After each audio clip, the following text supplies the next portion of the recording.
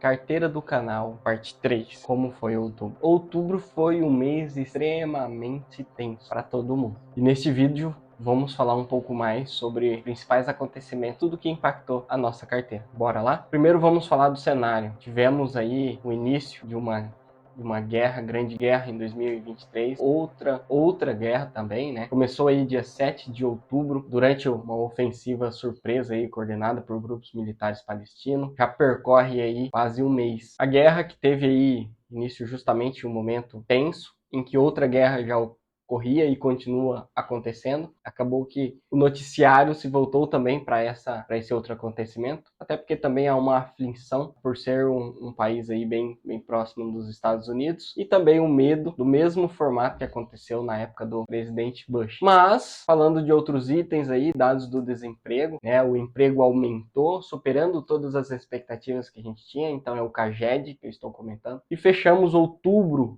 de 2023, né, o IBOV aí fechou nos 113.143, caiu um pouquinho, né, teve uma perca aí em outubro de 2,94%, depois de uma leve alta que ocorreu ali em setembro. O dólar fechou ali na casa dos R$ 5,04, chamei de outubro, mas detalhe importante, após a super quarta, né, que nós tivemos aí no dia 1/11, o mercado se viu otimista às falas do presidente Jerome Powell, do Banco Central norte-americano, mencionando que esse ciclo de alta nos Estados Unidos já foi longe, o Banco Central irá cuidar, então, em trazer um alívio para o mercado. Bolsas subiram nesse dia 1º, do 11 aí. No Brasil, o Copom, conforme as expectativas, baixou o juro em 0,5%, então temos aí 12,25% de taxa Selic neste exato momento que eu estou gravando para vocês. O Ibov nesse dia ele subiu bem, né, com essa notícia aí da menos possibilidade de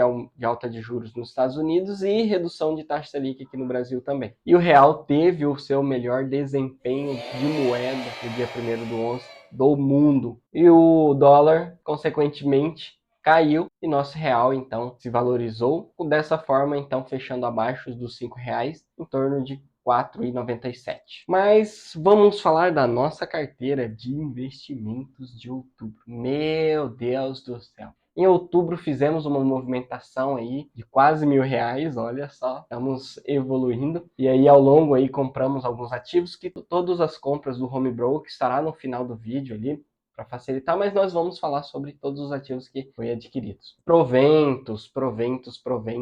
Tivemos em outubro de 2023 o recebimento de R$ 2,51 em proventos. Isso significa que, por exemplo, do mês 9 para o mês 10 ali, que no mês 9 recebemos R$ 1,23, evoluímos para R$ 2,51. E já há uma perspectiva neste mês de novembro de recebermos mais ainda, em torno de R$ 4,29.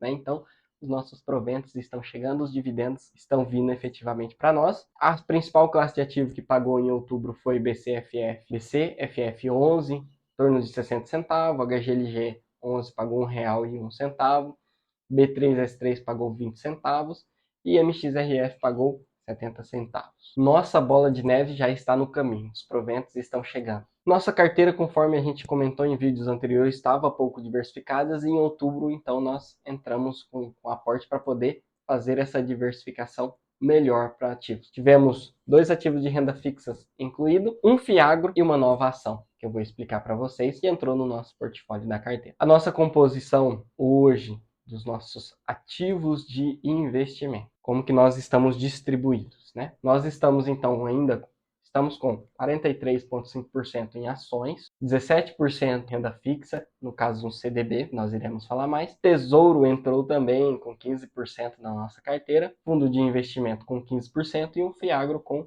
8% aí na nossa carteira. Então, nossa diversificação está começando a caminhar melhor, conforme estamos evoluindo nossa carteira também. Compramos, em outubro, 279,20 centavos em Tesouro Selic 2026, justamente para a gente ter uma reserva de uma renda fixa aqui, que possibilita, então, acompanharmos aí a Selic e termos bom rendimento. Apesar da queda da Selic recente, agora Nossa rentabilidade de 1% ao mês aí caiu para 0,95% ao mês no Tesouro, mas é muito importante a gente ter para darmos segurança. Adquirimos também um CDB, R$330 ali do próprio Banco Inter, com liquidez diária aí e rendimento de 100% CDI. Nossa reserva de oportunidade, então, já entra aí com o CDB para nos ajudar no momento em que o mercado estiver, né, em queda, a gente aproveitar as boas oportunidades que surgem disso. E claro, tivemos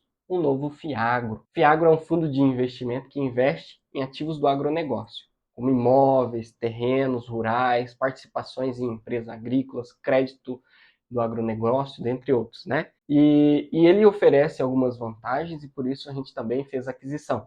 Primeiro, rentabilidade potencial. Sabemos que o agro é um setor extremamente importante para o nosso país. E tendo isso em vista e sabendo das boas performances que o agro vem tendo no nosso país, junto com também termos uma diversificação com esse setor, justamente porque nos possibilita ter diferentes ativos do agronegócio na nossa carteira, nós fizemos a aquisição então do SNEG 11, que é um fundo do Suno Agro, fundo de agro e imobiliário, fundo de investimento do agro e imobiliário. Por que nós compramos o SNEG 11? Primeiro, o valor patrimonial da cota estava muito bom, em torno de 10 e 11, compramos a 10 e 18, né? Então está bem próximo aí.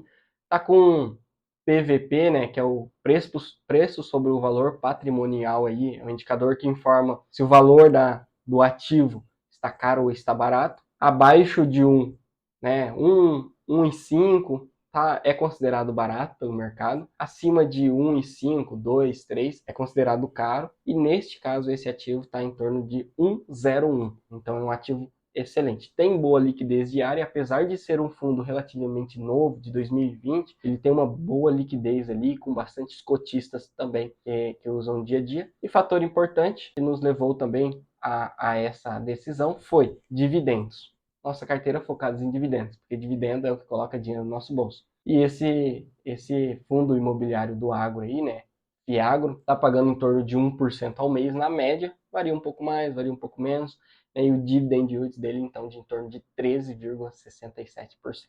E das ações? Tivemos, então, um aumento no aporte no Santander, né, incluindo aí, que já estava na nossa carteira, mas a gente fez um novo aporte. E a bola da vez foi quem? Rufem os tambores, Unipar. Setor químico. Exatamente. Por essa, nem o futuro esperava. Unipar é uma empresa brasileira de origem, aqui do Brasil, fundada em 1969 e atua no setor químico e petroquímico, tem unidades no Brasil e também na Argentina, né, para atender as demandas aí. Indicadores que nos fez tomar essa decisão. Primeiro, margem bruta, uma empresa que tem uma margem muito boa, de 38%. Tem um EBITDA aí muito legal, que é o lucro antes de juros, impostos, depreciações e amortizações também, em torno de 28,75%. Tem um ROI, um retorno sobre o patrimônio aí em torno de 30,02%, que é um indicador de rentabilidade para ver o quão eficiente a empresa é. E tem um dividend yield muito bacana também, em torno de 9,60% ao ano, né, o dividend yield aí da empresa. Dívida líquida muito baixa também, então ela tem caixa, inclusive, para quitar essa dívida, caso fosse necessário. Então a dívida líquida ali sobre o EBITDA aí da menos 0,02. Então, muito rápido se ela quisesse fazer uma liquidação. E foram esses ativos que nós incluímos na nossa carteira ao longo de outubro e trazendo aqui para vocês também. Apesar de todo o cenário, nossa carteira aí caiu um pouco sim, fechamos com queda em outubro de 2,87%. Né? Foi um cenário atípico, digamos assim, as bolsas caíram, consequentemente nossa carteira sofreu também. Mas ocorreram boas oportunidades de compra, por isso nós fizemos essas novas aquisições aí. Ao longo do ano, então, já iniciamos novembro no positivo, apesar de ser o começo de novembro efetivamente, por ter saído esse noticiário aí da super quarta, que foi super positivo, e a gente já estava posicionado em algumas boas ações também. Estamos fechando a carteira efetivamente com R$ 1.864,51 investidos, tendo a composição, então, em ações, renda fixa, né? Ações, tesouro, CDB, fundos imobiliários e o fundo agro. E aí, o que achou? Como que foi o mês de outubro para você na sua carteira de investimento? Comenta aqui embaixo para a gente saber como que foi também.